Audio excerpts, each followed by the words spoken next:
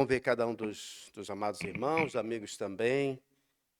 É bom estarmos na casa do Senhor para louvarmos e bendizermos o seu nome.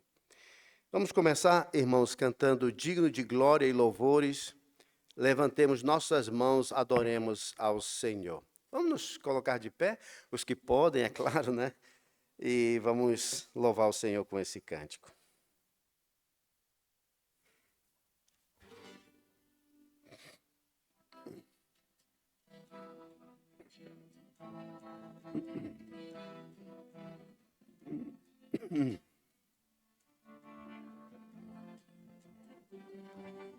Digno de glória e louvores, levantemos nossas mãos, adoremos ao Senhor. Digno de glória e louvores, levantemos nossas mãos, adoremos ao Senhor, porque grande és tu, maravilhas fazes tu, não há outro igual a ti, não há outro igual a ti, de glória e louvores, levantemos nossas mãos, adoremos ao Senhor, digno de glória e louvores, levantemos nossas mãos, adoremos ao Senhor, porque grande és tu, maravilhas fazes tu, não há outro igual a ti, não há outro igual a ti, porque grande és tu, maravilhas fazes tu, não há outro igual a ti, não há outro igual a ti, Senhor.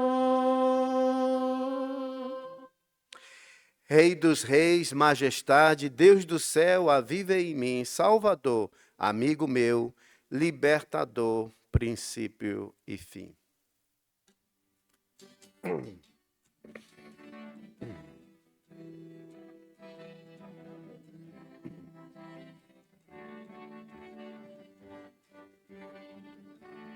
Rei dos reis, majestade,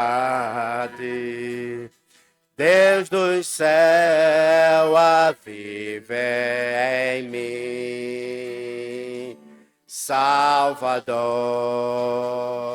amigo meu, libertador, princípio e fim. Aqui estou diante do trono, tua majestade, vestida em glória, diante de ti, eu não sou digno. Salve Jesus,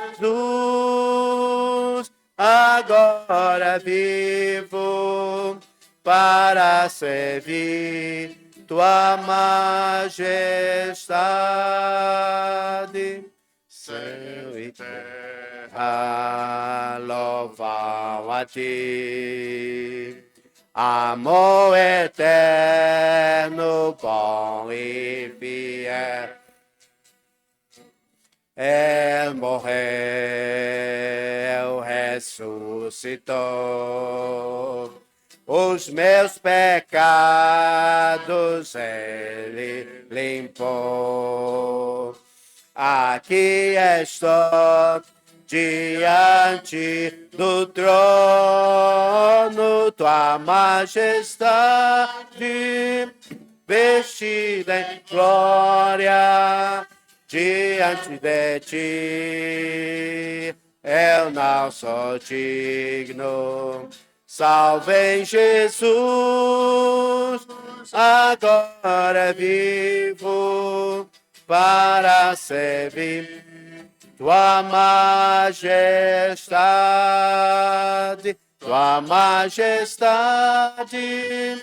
vestida em glória diante de ti.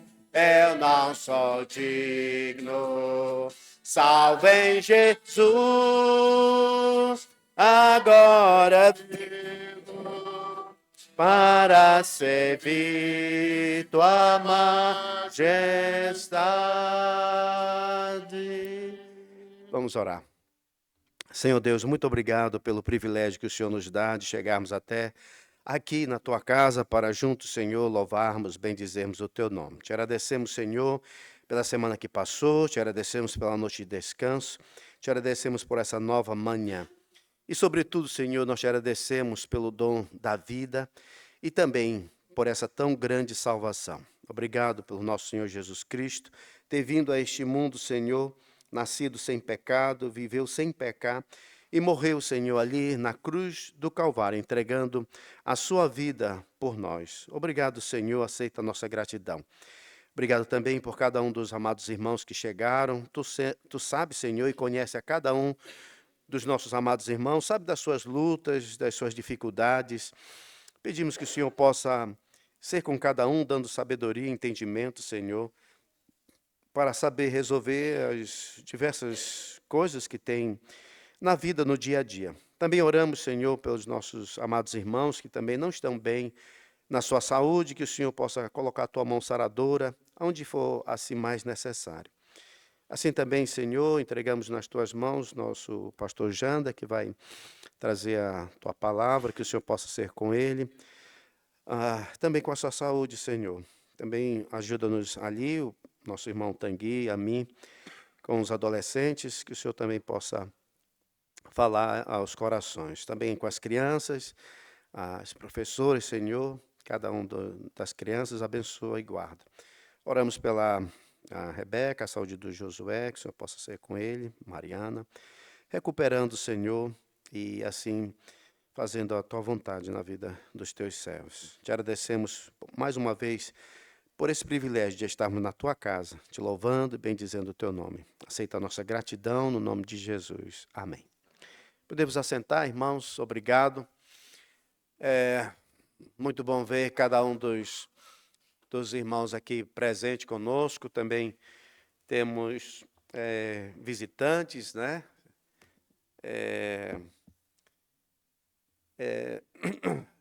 São de Mértola, mas eles não falam igual o pessoal de Mértola, não. Eles falam assim diferente, tem um sotaque diferente. Os irmãos moram aí em Mértola, mas são lá do Brasil, são de Salvador, ou Bahia, melhor dizendo, né? Talvez seja Juazeiro da Bahia, não. E de Minas também, né? Sejam assim bem-vindos. Também temos, já a segunda vez, esqueci de perguntar seu nome. Olha, Inês, olha já, olha, tem uma Inês também. Ela está vindo aqui também. Muito bom, graças a Deus. A Inês é ali de Serpa.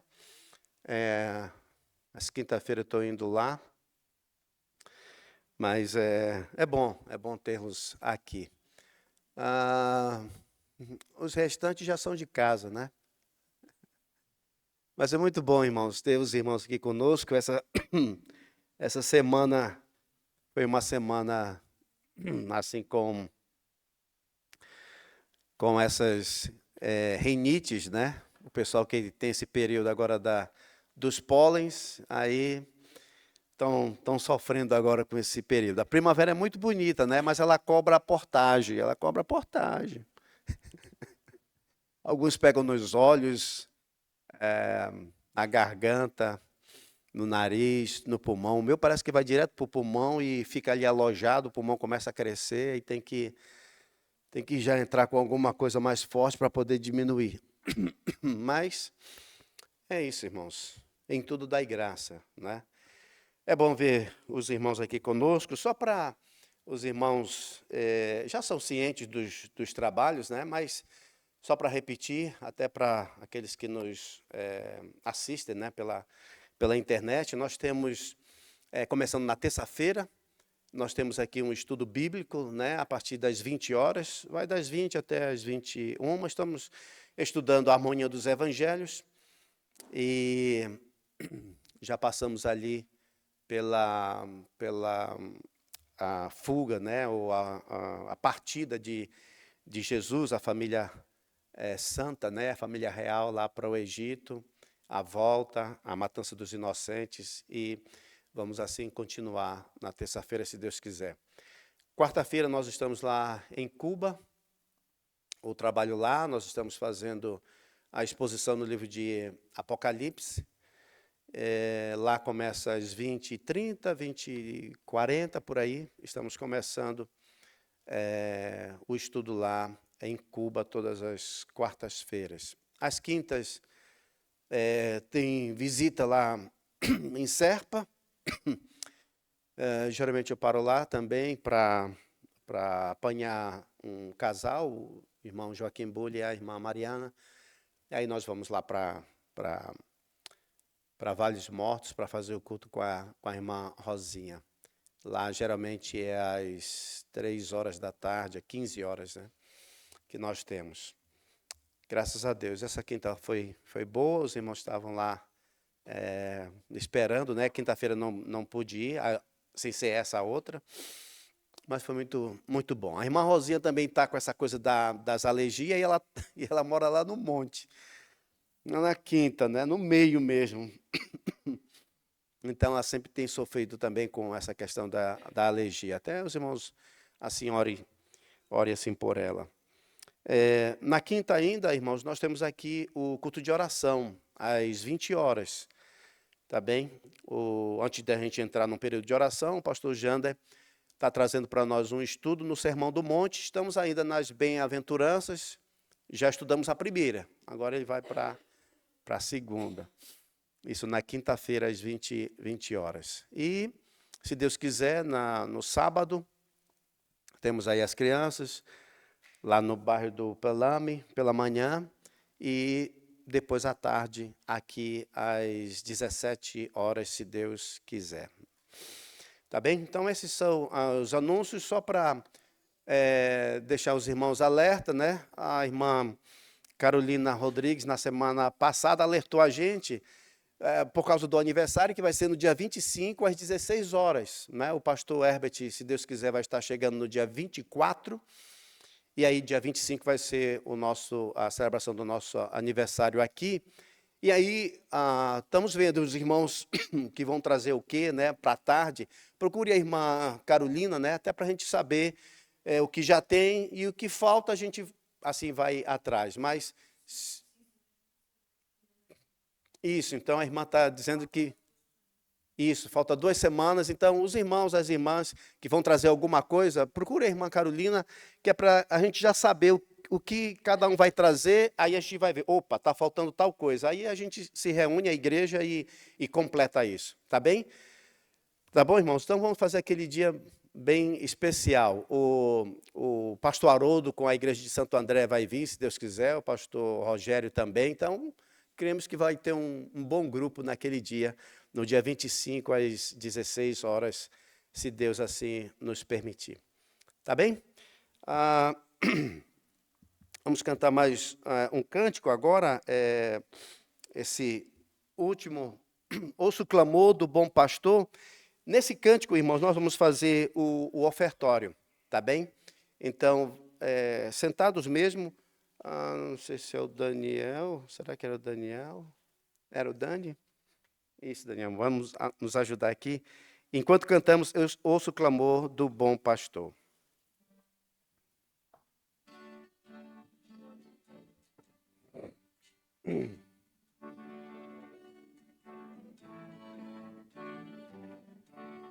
Ouço o clamor do bom pastor pelo deserto abrasador, seus cordeirinhos a chamar, muito desejosos de os salvar. Vai buscar, meus cordeirinhos vai buscar, vai buscar, para que os possa abençoar. Quem não deseja auxiliar, seus cordeirinhos aguardar e encaminhá-los a Jesus, fonte de vida, amor e luz.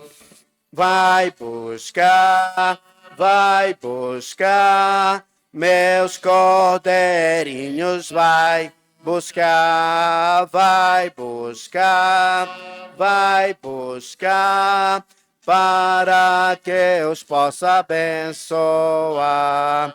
Pelo deserto a padecer, pelas estradas a morrer, seus cordeirinhos vai buscar, para que os possa abençoar. Vai buscar, meus cordeirinhos vai buscar,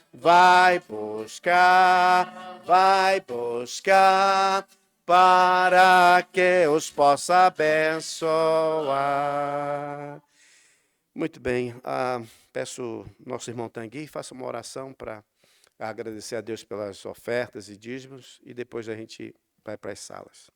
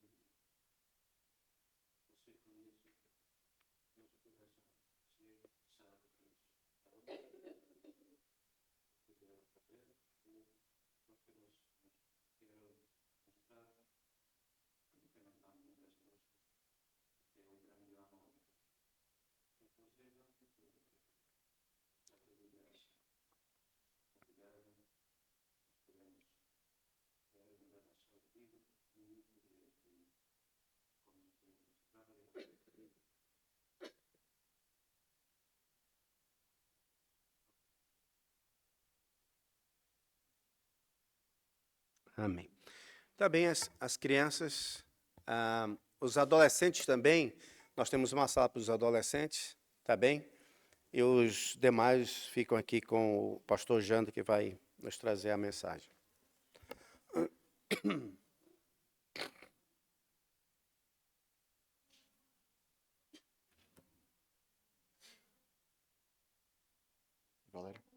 Valério. Oi, som. Usei o Zoom. O Zoom.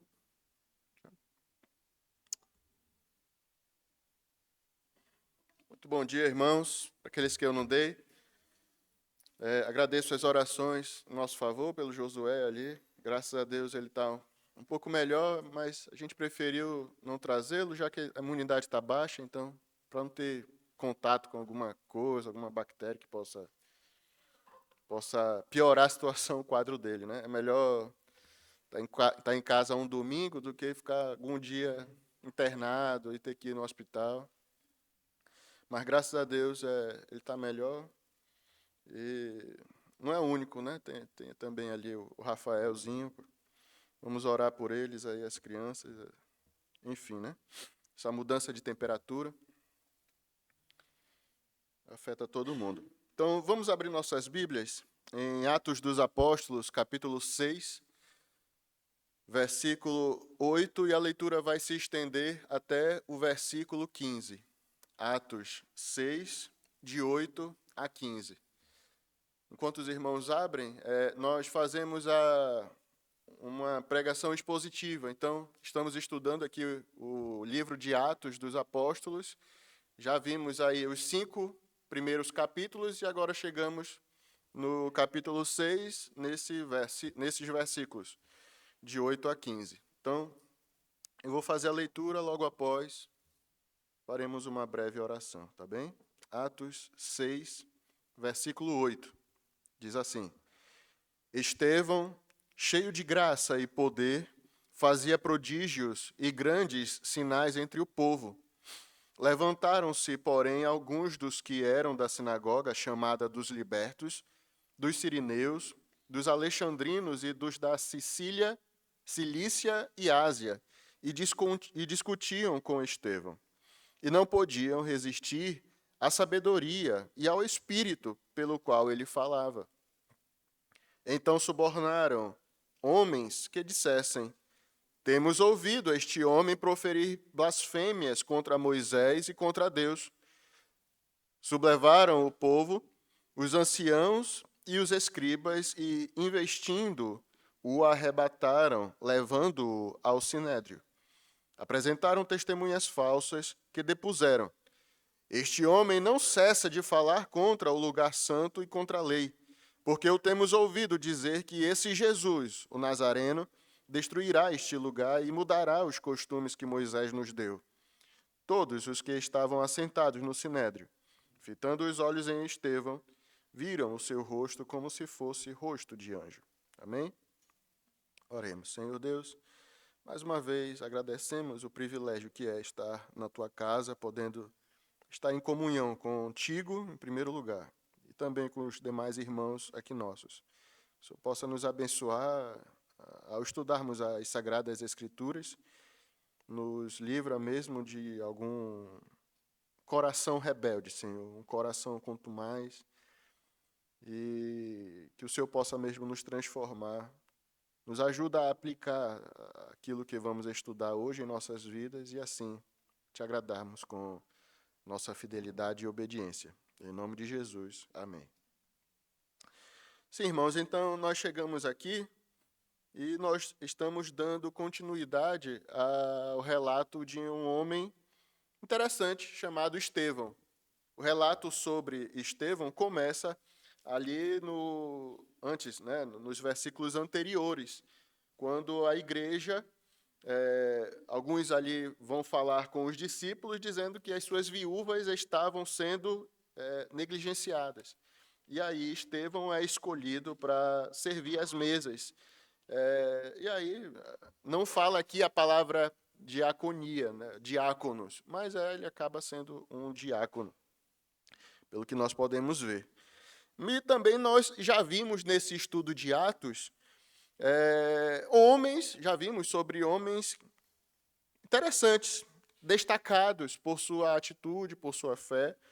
Por exemplo, o José Barsabás, que estava ali no páreo junto com Matias, para ser escolhido como um dos apóstolos, para pegar o lugar do Judas Iscariotes. Vimos também sobre Barnabé, aquele homem tão generoso que vendeu sua propriedade, trouxe ali aos pés dos apóstolos, um homem realmente admirável. E agora chegamos nesse homem chamado Estevão. E aí é interessante como Lucas escreve, inspirado por Deus, que, na questão de literatura, esses versículos de 8 a 15 é como se fosse um fôlego, né? Antes de chegar no clímax da história de Estevão. Ele conta de onde surgiu Estevão, o que ele faz na igreja, e agora vai explicar um pouco do ministério dele. Então, é um fôlego, porque aí, logo em seguida, ele vai ser preso, e vai ter aqui todo, no versículo 16 em diante, nós vamos ter o relato daquilo que ele fala para o Sinédrio, a sua defesa, a sua pregação perante ali o Sinédrio. E aqui é o que nós vamos ver dos versículos 8 até o versículo 15. Então, o versículo 8 de Atos 6 vai dizer o seguinte: Estevão, cheio de graça e poder, fazia prodígios e grandes sinais entre o povo. Esse nome Estevão tem origem grega e significa coroa. Deriva daquele nome Stefanos, né? Stefanos, Estevão, traduzido para o nosso português. E aí Lucas nos dá, pelo menos aqui, 5 características acerca de Estevão. Não nesse texto, mas em todo aqui o livro de Atos, ele nos dá algumas características. Primeira, era cheio de fé, versículo 5 de Atos 6. Versículo 5 diz: o parecer agradou a toda a comunidade e elegeram Estevão. Qual a característica dele agora? Homem cheio de fé. E logo em seguida vem a segunda característica: homem cheio de fé e cheio do Espírito Santo. Que relato maravilhoso de que nós podemos ler de um homem de Deus, um crente, um salvo no Senhor Jesus Cristo. Mas não é apenas isto. Versículo 3. Era cheio de graça, cheio de poder também. Aí já temos 4 características. E o que é esse cheio de graça? Né? O que é ser cheio de graça? A gente vê, irmãos, a manifestação da ação de Deus em Estevão, por meio dele. É esse favor divino que nós podemos ver na vida do Estevão. A graça fluía através dele. As suas ações não eram ações provenientes do próprio Estevão, do homem, porque há de convir que os irmãos já conhecem os textos. O que a Bíblia fala acerca do homem? Não há justo, não há nenhum sequer, não há quem entenda, não há quem busque a Deus. As nossas próprias ações de justiça, que nós achamos que fazemos o bem, que ajudamos o próximo, nossos bons pensamentos, o próprio profeta já fala, perante o Senhor não passa de trapo de imundície. Trapo de imundície é aquele pano de vômito, de fezes, que ninguém quer pegar, ninguém quer ousar pegar porque é nojento. É isso a nossa própria justiça para com Deus, se achamos que isso é suficiente para ter o nosso pedacinho no céu. Muitos falam, né? Ah, não, mas fazer boas ações, boas obras, ser um bom cidadão, ser um bom pai, uma boa mãe, ser um bom trabalhador, fazer minha parte. Fazendo a minha parte já está bom demais. Negativo. Para Deus, tudo isso não passa de esterco, pano, trapo de imundície. Não adianta falar apenas trapo, porque trapo a gente já entende que é um pano todo roto, rasgado, que não presta. Mas ainda vai dizer, completar, trapo de imundície. Né? É isso para Deus. E para Estevão, não. Nós vemos um homem cheio de graça, que era possível ver Deus agindo nele, através dele, para fazer ali, estar junto com os seus. Também esse homem era cheio de poder, graça e poder. E esse poder também não era dele, não era do Estevão. Né? Quem somos nós para termos algum poder? E a isso já responde muitas coisas, irmãos. Aquilo que nós, como ministros do Senhor, e não só apenas no papel de ministros de Deus, como pastor, enfim, presbítero, mas como crentes também. Nós não temos poder nenhum.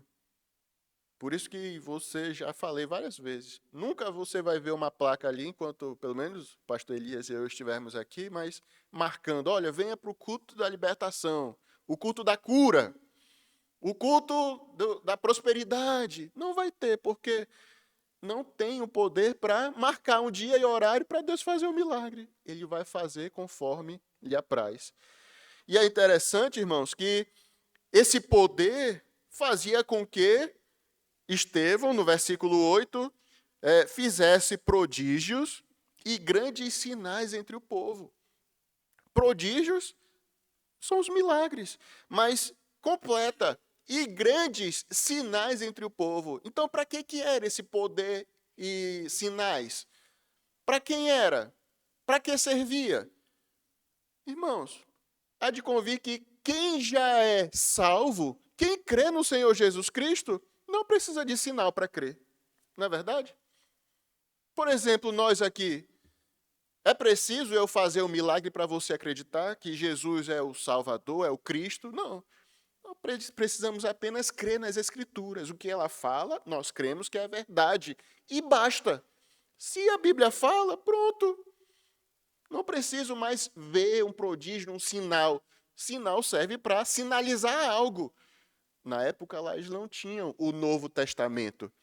Então os sinais, os milagres eram feitos para comprovar que a sua mensagem, que a sua palavra era verdade. não eram embusteiros, não eram mentirosos, não eram enganadores. Não. Os sinais serviam para comprovar. Olha, o que o Pedro, o que o João está falando é verdade. Esse paralítico está andando. Esse endemoniado está liberto agora. Olha, o cego está enxergando. Olha, realmente, eles estão fazendo esses milagres no nome de Jesus. Então, se calhar realmente esse Jesus é o Cristo, aquele que Deus havia de enviar para salvar o seu povo dos seus pecados. Então, os sinais eram para os incrédulos, não para irmãos, não para crentes. Sinais servem para os de fora, para acreditarem. Aí você vai perguntar, pastor, então quer dizer que Deus não faz mais milagres hoje? Não estou falando isso. O Deus de lá era o Deus também de Moisés, que abriu o Mar Vermelho, mandou as 10 pragas, que é o mesmo Deus de hoje, que faz milagres. Mas tudo conforme o seu querer. Jesus vai dizer algo bem interessante, por exemplo, para o Tomé. Tomé, Jesus ressuscitou, apareceu ali aos 10 discípulos, Tomé não estava.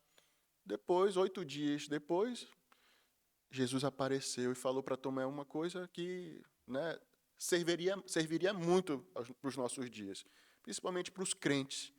Tomé, não sejas incrédulo, mas crente.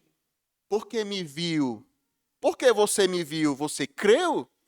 Bem-aventurados são os que não me viram e creram.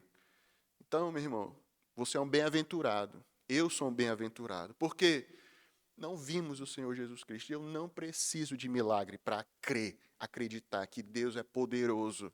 Agora eu preciso me conformar com a sua vontade. Nós oramos, né?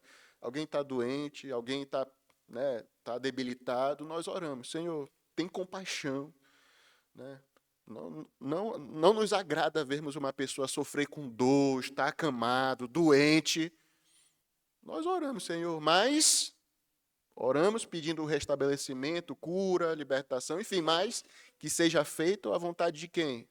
A minha? Não, mas seja feita a tua vontade. Faça a tua vontade. Tu sabes o que é melhor. Tu sabes o que é melhor. Nessa época não tinha Bíblia, então estava sendo construída toda uma doutrina, a fé ali estava sendo, né, edificada, então era necessário prodígios, grandes sinais. Uma quinta característica de Estevão, por exemplo, também é sabedoria, no versículo 10, Atos 6, 10. Diz assim: e não podiam resistir à sabedoria e ao espírito pelo qual ele falava. E sabedoria aqui, irmãos, é mais do que conhecimento. Sabedoria é o uso correto do conhecimento. É olhar para a vida, já dizia o pregador, é olhar para a vida com os olhos de Deus. Aplicar realmente o conhecimento, né? No original, esse termo fazia, né, fazia, está num modo imperfeito, dando a entender que era algo contínuo que Estevão fazia. Não foi um dia que ele foi lá e fez as maravilhas, os sinais, a pregação, mas era algo contínuo. Contínuo. E aí também nos dá outra lição. A vida de crente, irmãos, a vida do salvo não é de domingo, depois outro domingo. Não, é de domingo a sábado, de domingo a domingo. É algo contínuo. Muitos gostam de dizer assim, olha, existe a vida secular e a minha vida espiritual. Completamente errado. A vida do crente é uma só, de santificação, de obediência à palavra do Senhor. Não é uma vida, a gente não pode dividir, não, tenho minha vida espiritual, aí tenho minha vida secular, minha vida do trabalho, tenho a minha vida da família. Não, você é crente 24 horas por dia. Os 7 dias da semana. Seja crente também. Siga aqui o exemplo do Estevão. Fazia algo contínuo. Versículo 9. Atos 6, 9. Levantaram-se, porém, alguns dos que eram da sinagoga chamada dos libertos, dos sirineus, dos alexandrinos e dos da Sicília e Ásia, e discutiam com Estevão. Nós já estamos acostumados, né, irmãos, com esse tipo de relato aqui, lendo Atos dos Apóstolos. Mas essas pessoas começaram, então, a se levantar contra Estevão. Helenistas judeus que seguiam os mandamentos e a fé judaica. Em outras palavras, eram pessoas que eram de outras nações, naturais de outras nações, mas judeus que estavam vivendo em Jerusalém. Essa sinagoga chamada dos libertos, perdão, provavelmente eram judeus libertos, eram descendentes de escravos. Se você for olhar na história dos judeus, em 63 a.C., houve ali uma guerra. E o Pompeu, um general romano, pegou cativo alguns desses soldados que foram escravizados e levaram para Roma. Em algum período da história, foram libertos e foram se estabelecendo em outras cidades, até chegar ali em Jerusalém. E eles tinham por esse nome, eram as sinagogas ali, Sinagoga dos Libertos. Antes escravos de guerra, depois foram libertos, tiveram sua descendência e fizeram ali a sinagoga. Tinha gente suficiente para começar uma sinagoga ali em Jerusalém. Também alguns acreditam que essa lista se referia, naquele tempo, existiam mais de 460 sinagogas só em Jerusalém. Isso é um dado, uma fonte arqueológica. Existiam muitas sinagogas em Jerusalém, não só apenas de judeus, mas por causa da cultura dos de fora. Veja bem, os judeus eram pessoas, né, mais fechadas. Então, uma pessoa que era da dispensação, era de fora, por exemplo, um judeu de Roma, um judeu da Ásia Menor, falava grego. E ali eles tentavam permanecer com a Torá hebraica, né, os escritos hebraicos, continuar com a mesma língua. Então, era um grupo fechado. Se esse grupo de fora tivesse número suficiente, conseguia abrir a sua sinagoga. Então, haviam vários tipos de sinagoga. Alguns acreditam que aqui a lista são de pelo menos 5 sinagogas existentes, porque eram comunidades, como se, por exemplo, vou dar um exemplo aqui, né? Uma suposição. Então, a gente vai fazer aqui uma igreja dos portugueses. Aí nós vamos fazer depois ali uma igreja dos ucranianos, uma igreja ali dos romenos, uma igreja dos africanos, porque cada um vai fazer o seu culto na sua língua. E a língua desses aí era grego, e usavam a Septuaginta, enquanto que os judeus da Gema, né, os nativos ali, usavam o hebraico. Outros, se for fazer uma análise realmente do texto original que Lucas escreve, vai dizer ali, está mais pendendo para que existiam 2 grupos de sinagogas. E aí, quais seriam esses 2 grupos? Seriam os dos judeus libertos, dos sirineus e alexandrinos. Aí você vai pegar o mapa, judeus libertos eu já expliquei, mas, por exemplo, sirineus e alexandrinos, sirineus vinham da Líbia, alexandrinos do Egito. Depois vinham Cilícia e Ásia, ali da Ásia Menor. Então, 2 grupos diferentes ali em que estavam se levantando contra o Estevão. Como eu falei, isso já é algo comum, o inimigo se levantar quando tudo parece estar indo bem. O nosso pastor Fred, lá do Brasil, costumava dizer: meu irmão, como é que está a tua vida? Você é salvo? Não, eu sou salvo, sou crente. Tá, como é que está a tua vida? Não, pastor, está tudo bem, está tudo dando certo na minha vida. Está tudo muito bem. Tá. Cuidado. Cuidado, porque não é um bom sinal na vida de um crente, a vida está indo muito bem. Porque você não está... Se está tudo indo muito bem, então você não está sendo um incômodo. para o império das trevas. Não está mexendo, então tá bom, tá aqui, deixa quieto, deixa ele lá na vida dele. As provações, as dificuldades, de certa forma, é um bom sinal, né? Ninguém gosta, mas alguma coisa é um bom sinal, é. E aí é interessante, irmãos, que esses inimigos que se levantaram contra Estevão não estão se levantando contra os milagres e os prodígios que Estevão realiza. É inegável, irmãos. Um paralítico ser curado, é inegável o que aconteceu, o benefício que aconteceu. Eu vou bater no homem que curou o outro? Não vou. Vou bater no outro que fez o cego ver. É uma bondade. Eu vou contra isto? Não. Esses inimigos estavam se levantando contra a mensagem e a pregação de Estevão. Aquilo que Estevão falava acerca das Escrituras, o que ele ensinava, era esse o problema. Era esse o problema. Né? E aí, irmãos, vai nos mostrar que o que incomoda o império das trevas, o que incomoda Satanás, o diabo, o mundo, o sistema mundano, não é cura e libertação, mas sim a pregação da palavra, o evangelho de Jesus Cristo. E aí você vê, irmãos, várias igrejas lotadas, o centro, o ginásio, estádio de futebol lotado lá, e aí fazendo cura, libertação. Eu não sou Deus, eu não vou julgar. Mas, irmãos, o que nós vemos pelas Escrituras é que aquilo que liberta o homem, que salva o homem, é isso que incomoda. Você tirar esse homem do império das trevas por meio do evangelho de Jesus Cristo. Você acha que o mundo, Satanás, vão ficar satisfeitos com isso? Não, irmãos. Não vai. Não vai ser libertação, não vai ser cura. Não vai ser isso. Mas é a pregação.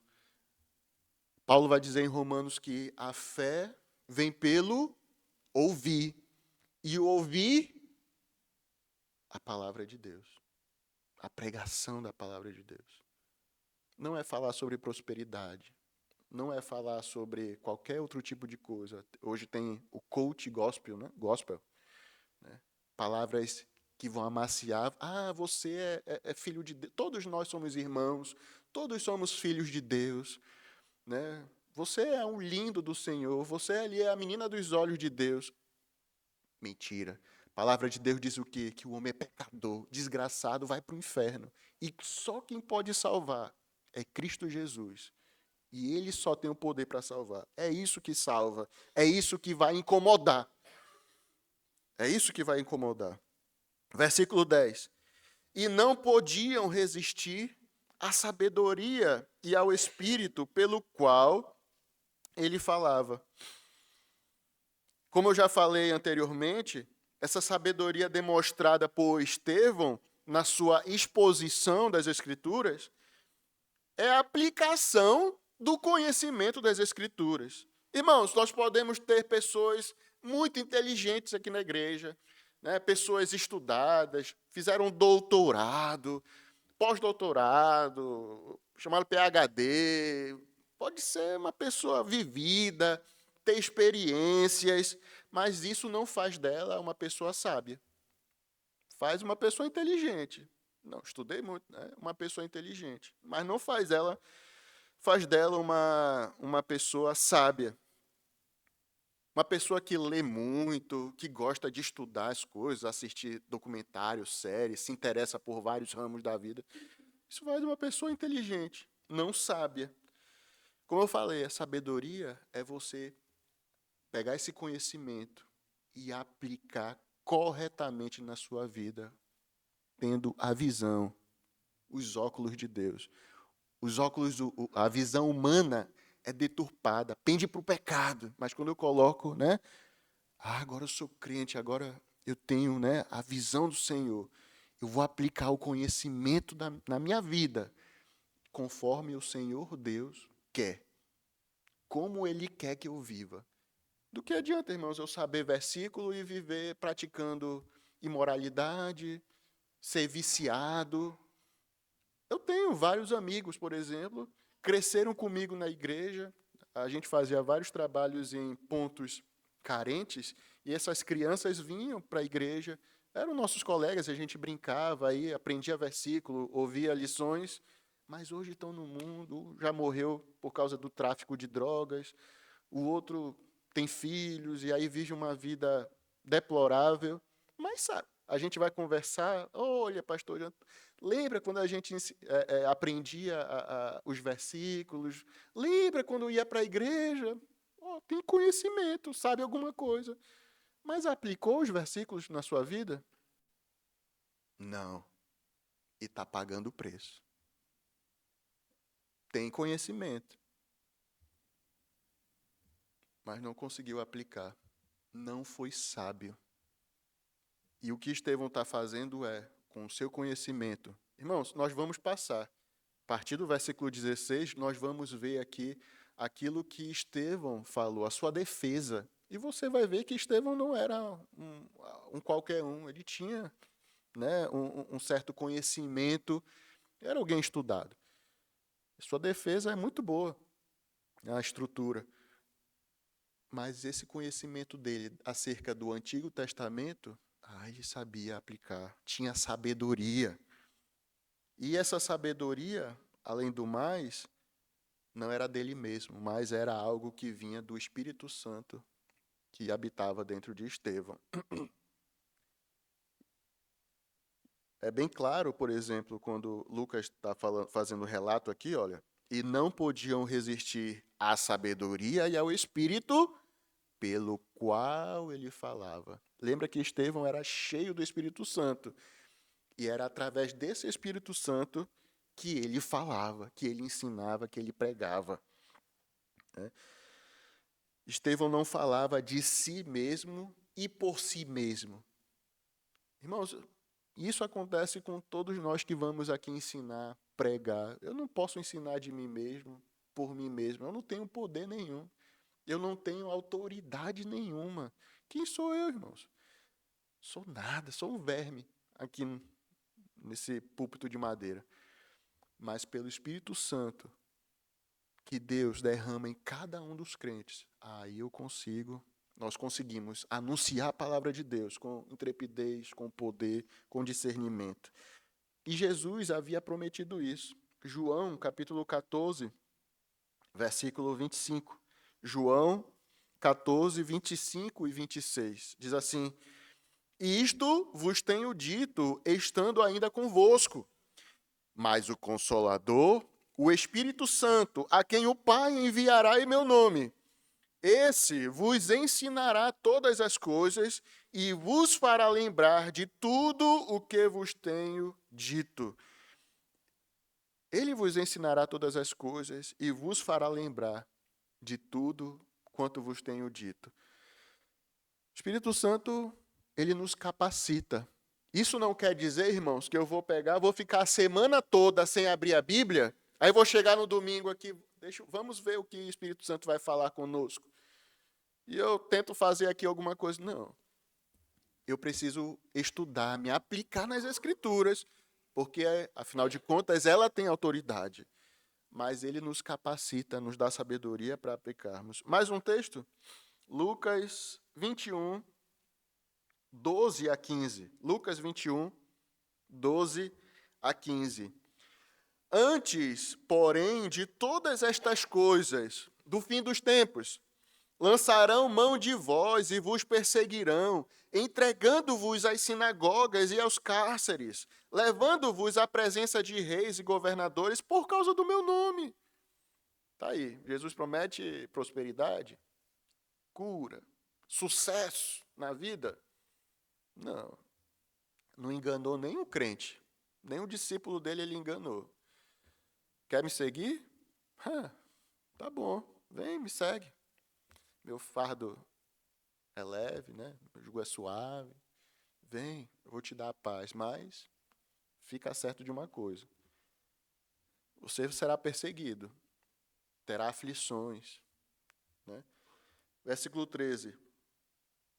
E isto que vai acontecer, essas perseguições por causa do meu nome, porque você diz que é crente em Cristo Jesus, porque você é salvo, isto vos acontecerá, para que deis testemunho.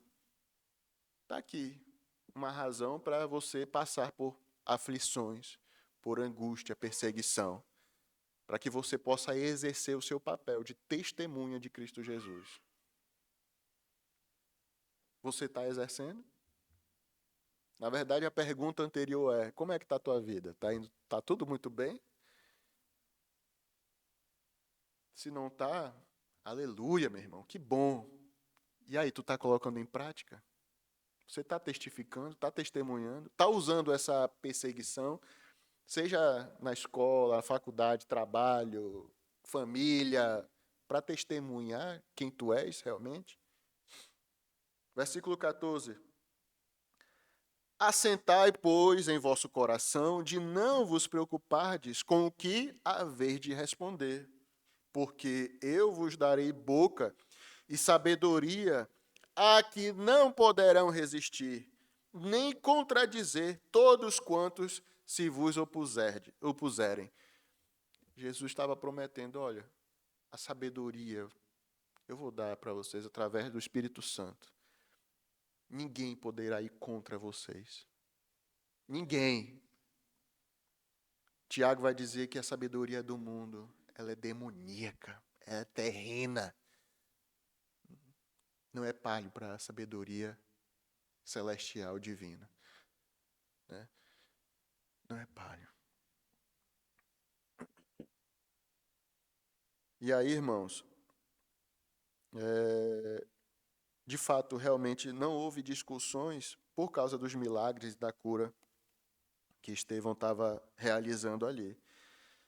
Esses inimigos, eles representavam, nessa época aqui, a moral e os bons costumes judaicos. E estavam atentos na defesa da lei de Moisés, defesa do templo, das práticas religiosas. Por isso, eles debatiam com Estevão sobre esses pontos de doutrina e questão de adoração. E aí, talvez você nunca tenha prestado atenção, como eu nunca prestei, até estudar esse texto aqui. Mas Estevão, digamos assim, é um proto-Paulo. Estevão que começa a falar, digamos assim, com esses gentios acerca da lei. Você vai ver muito Paulo dizendo, olha, a circuncisão não salva ninguém. Lei de Moisés não salva ninguém. Hoje, ele vai falar com os Gálatas. Gálatas, por que passaram do evangelho que eu vos entreguei tão rapidamente? Vocês acham que guardando dias, vocês salvos? A circuncisão, para vocês vão ser salvos se vocês, gentios, se circuncidarem? Guardarem alimentação? Não, como um judeu. Não, isso não salva. A salvação é através só de Cristo Jesus. E aqui começa com Estevão, toda essa questão, porque o seu público eram esses judeus gentios, de fala grega. E aí eles começam a formar todo esse furdunço. Versículo 11. Atos 6, 11. Então subornaram homens que dissessem: temos ouvido este homem proferir blasfêmias contra Moisés e contra Deus. Sublevaram o povo, os anciãos e os escribas, e investindo, o arrebataram, levando-o ao sinédrio. Essa palavra aqui, irmãos, subornaram, ela vai indicar não apenas o suborno, como a gente já conhece, né? Subornar, dar um dinheiro para fazer alguma coisa do seu interesse. Mas também ela indica no original incitação, instigar secretamente. Então, nós vemos aqui que algo estava acontecendo no secreto. O inimigo estava se organizando de forma furtiva, incitando ali o povo para que falassem coisas falsas acerca de Estevão. E interessante que foi o que aconteceu com o nosso Senhor Jesus Cristo. Mateus 26, 59. Mateus 26, 59. Foi o mesmo modo que ocorreu com Cristo Jesus.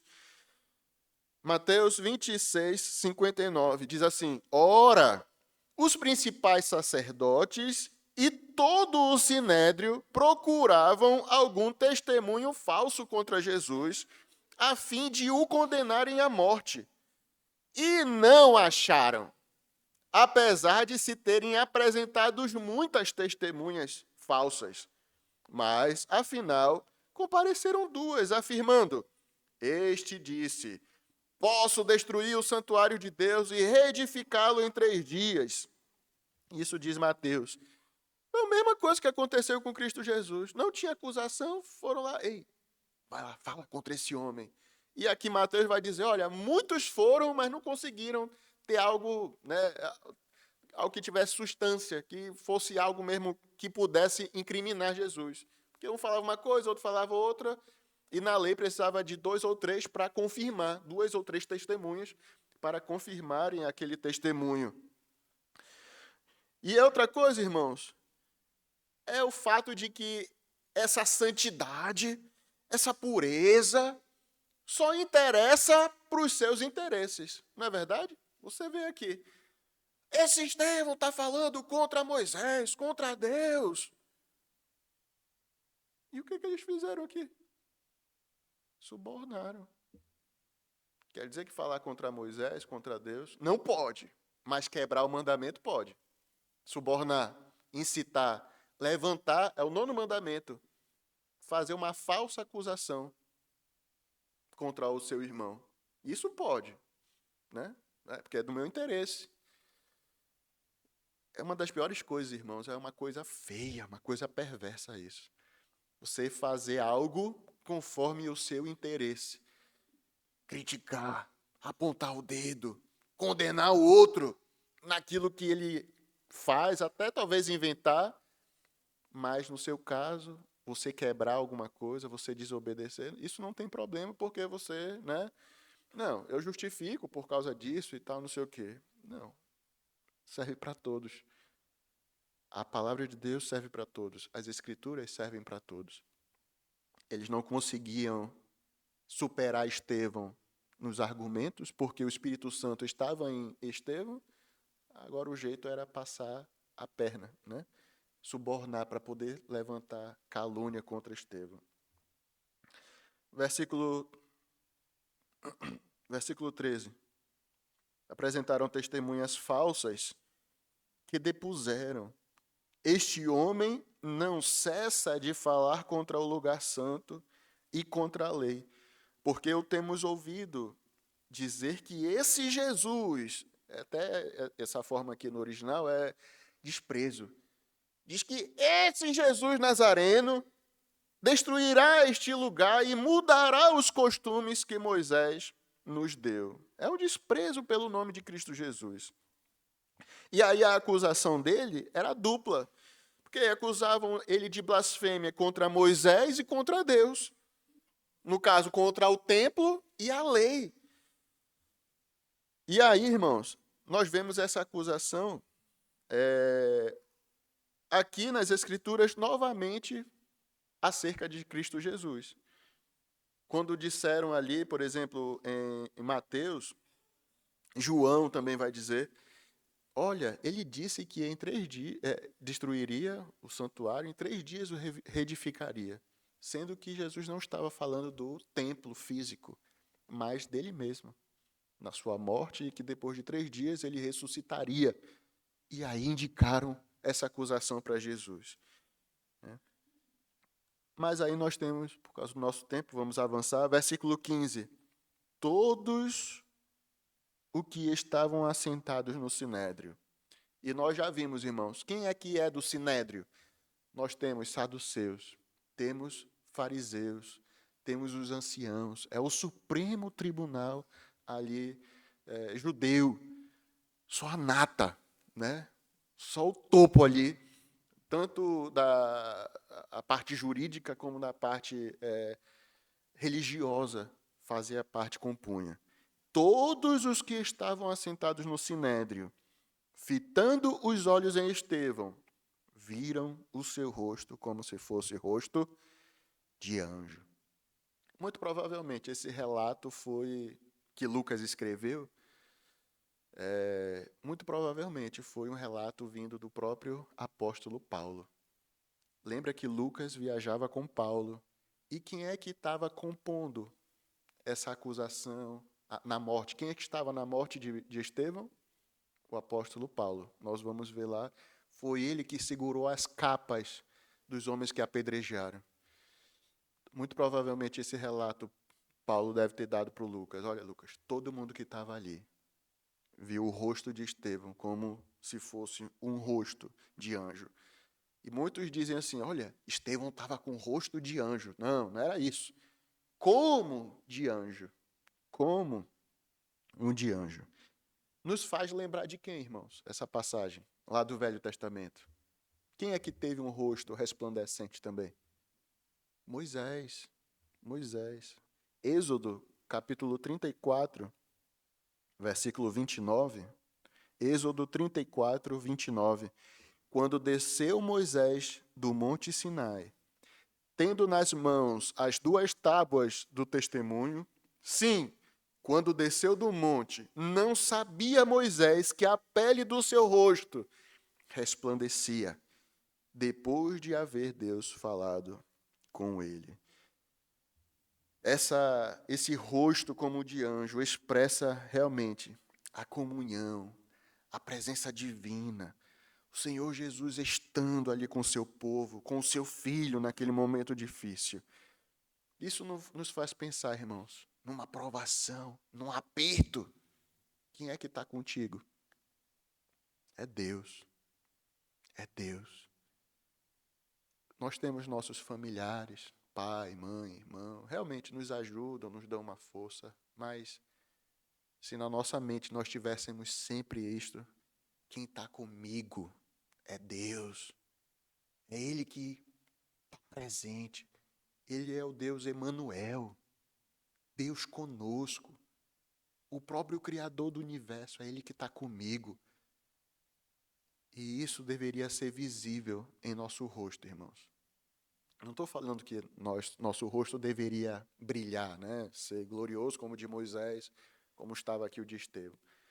Mas a nossa aparência deveria ser resplandecer a glória de Cristo Jesus. Porque Ele habita em nós, irmãos. Você é crente, você tem o próprio Deus morando, habitando em você. O Espírito Santo habita em mim e em ti. Ele resplandece no meu modo de falar, nas minhas atitudes, nos meus sentimentos diários, né? Tudo ali acontecendo era para eu estar explodindo de raiva, né? Falando o que vem na minha cabeça, mas o Espírito Santo habitando, eu tenho domínio próprio.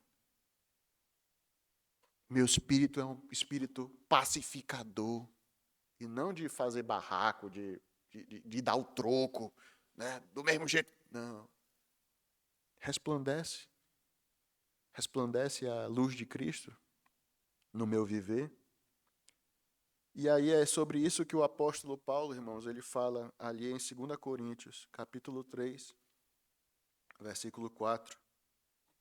2 Coríntios 3, 4. Diz assim: e é por intermédio de Cristo que temos tal confiança em Deus. Não que, por nós mesmos, sejamos capazes de pensar alguma coisa como se partisse de nós. Pelo contrário, a nossa suficiência vem de onde? Vem de Deus. Então não é porque o pastor Jander, não, o pastor Jander é tão tranquilo, o pastor Jander não, é tão sereno. Não, meu irmão, a vontade é de explodir, é de dar o troco, é de ser mal. Mas não vem de nós mesmos. Se eu sou crente, a minha suficiência vem de onde? De Deus. É Ele que me capacita por meio do seu Espírito. Versículo 6. O qual nos habilitou para sermos ministros de uma nova aliança, não da letra, mas do Espírito, porque a letra mata, mas o Espírito vivifica. E se o ministério da morte, gravado com letras em pedras, se revestiu de glória, a ponto de os filhos de Israel não poderem fitar a face de Moisés por causa da glória do seu rosto, ainda que desvanecente, ou seja, ainda que nula essa lei agora, essa lei está agora abolida, inoperante, como não será de maior glória o ministério do Espírito? Não é que a lei, a gente não vai mais cumprir a lei. Não, mas a salvação, agora, para a salvação, a lei agora está abolida. A lei não salva, a lei não santifica por si só. Agora é Cristo Jesus.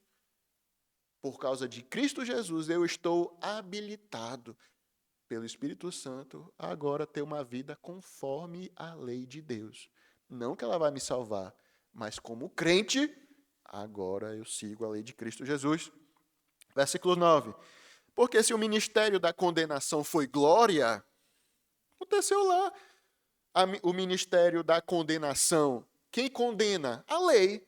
Paulo vai dizer em Romanos que eu só sei que é pecado porque a lei condena. Então, se o ministério da condenação, se a lei condena, porque eu não consigo cumprir a lei. Eu não consigo. Meu coração gosta de ídolos, eu desobedeço pai e mãe, eu minto, eu cobiço, eu quero mesmo, não gosto do meu irmão, às vezes levanta o falso testemunho, é incapaz de cumprir a lei. Todo ser humano é incapaz. Mas se foi glória, porque o rosto de Moisés resplandeceu lá, quando desceu do monte, em muito maior proporção será glorioso o ministério da justiça, porquanto, na verdade, o que outrora foi glorificado neste respeito, já não resplandece diante da atual excelente glória. Porque se o que desvanecia teve sua glória, muito mais glória tem o que é permanente. E o que é permanente? Cristo Jesus. 12.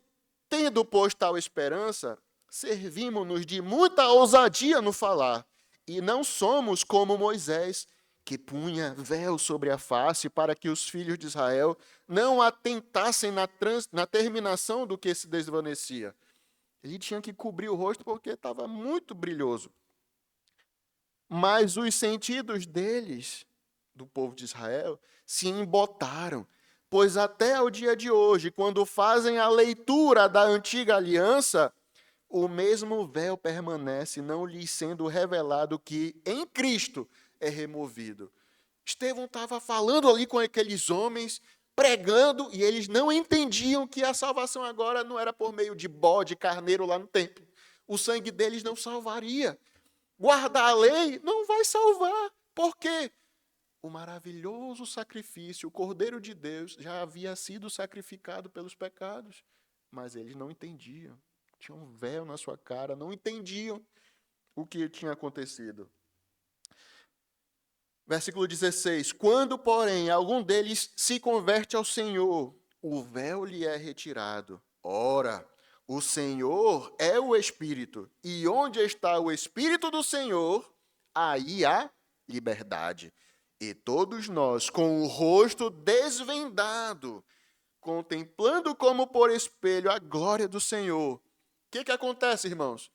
Eu prossigo na minha vida. Eu estava ouvindo um debate ontem, vendo no YouTube, e aí um pastor estava falando, olha, eu tenho muito problema em condenar o homem e jogar ele no inferno. Dizer assim, olha, que se não se converter, vai para o inferno. Eu tenho muita dificuldade com isso. E quem é que fala isso, irmão? Não é o homem, é a palavra de Deus. A condenação já é esta. A luz veio ao mundo, mas o mundo amou mais as trevas do que a luz.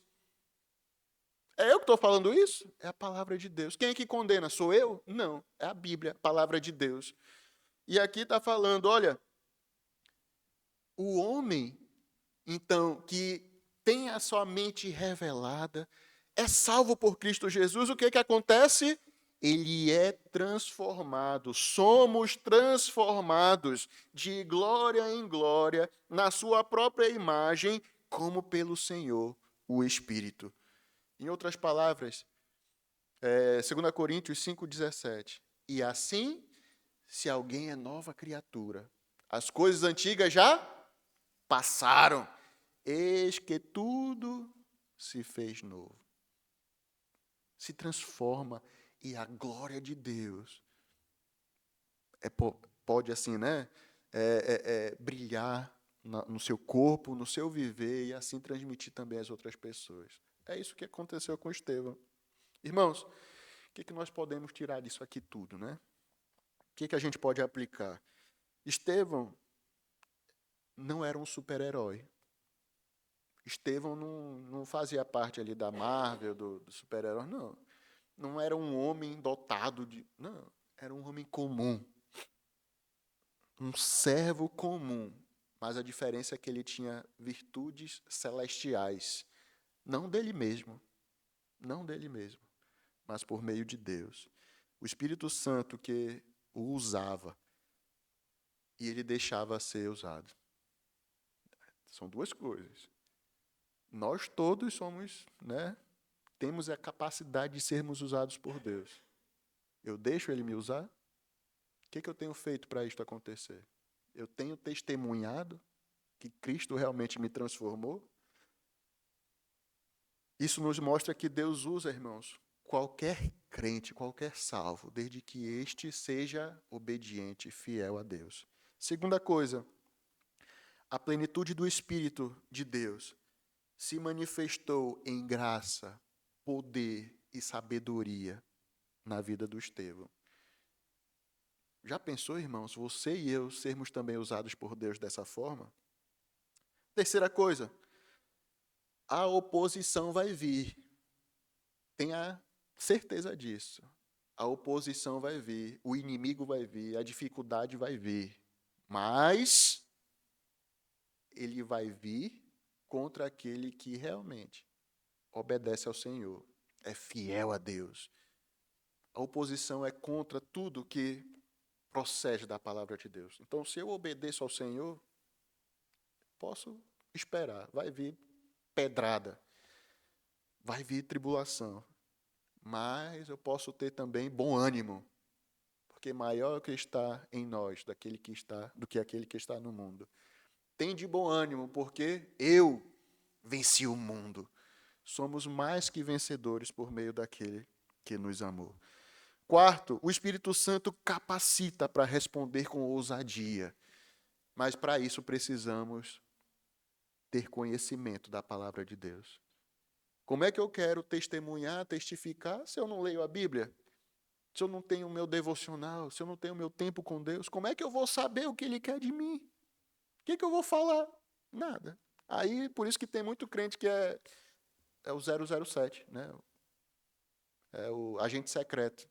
Ninguém sabe que é crente, não tem nada o que falar. Vai falar do quê? Não sabe o que a Bíblia diz, não sabe um versículo. Estude. A santidade, irmãos. Quinta coisa, a santidade vai incomodar os ímpios. E por isso vai ver nós somos atacados. Seguir uma vida obediente a Deus, o mundo não gosta. Você ser honesto, você ser, ser uma pessoa que faz tudo conforme a lei de Deus manda, incomoda.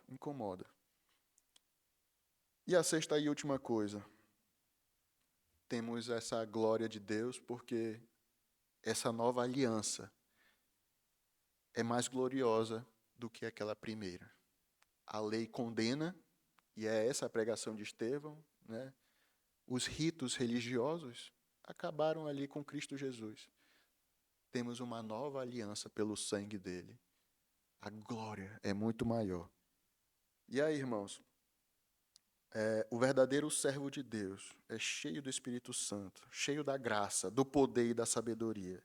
Sua vida e pregação incomodam, não são milagres, mas é a verdade do Evangelho que habita em nós. Mesmo diante também da calúnia e do julgamento injusto, Estevão mesmo permaneceu com o rosto iluminado, transmitindo, refletindo a glória de Cristo. E que hoje, irmãos, cada cristão que está aqui hoje deseje não fama, não reconhecimento, não ser o cabeça, né, ser o empresário, não ter sucesso, mas ser um reflexo da glória de Deus neste mundo, mesmo que você seja pisado por outro. Mas o que vale mais é o quê? É a opinião do mundo, do patrão, do colega, do amigo, é a opinião de Deus. E aí Estevão vai pagar caro, humanamente falando, porque ele vai ser apedrejado. Mas quem é que está em pé para receber o seu Espírito? É o próprio Jesus Cristo. Amém? Que Deus nos dê essa ousadia, fidelidade e vontade de obedecer a Ele. Senhor Deus, graças te damos por esse homem maravilhoso, Estevão, que nos dá o exemplo de sermos crentes fiéis. Nos ajuda, Senhor. Somos mesmo, de nós mesmos, incapazes de sermos obedientes ao Senhor. Mas pelo teu Santo Espírito que habita em nós, nos ajuda a estar cheios de sabedoria divina, termos cada vez mais fé, Senhor, amor, e enfim, sermos mesmo uma luz que brilha nesse mundo tenebroso. Nos guarda, nos livra do mal, nos dá uma boa semana. Em nome de Cristo Jesus, te pedimos humildemente. Amém. Irmãos, Deus abençoe, uma boa semana. A irmã Carolina tem um aviso para dar?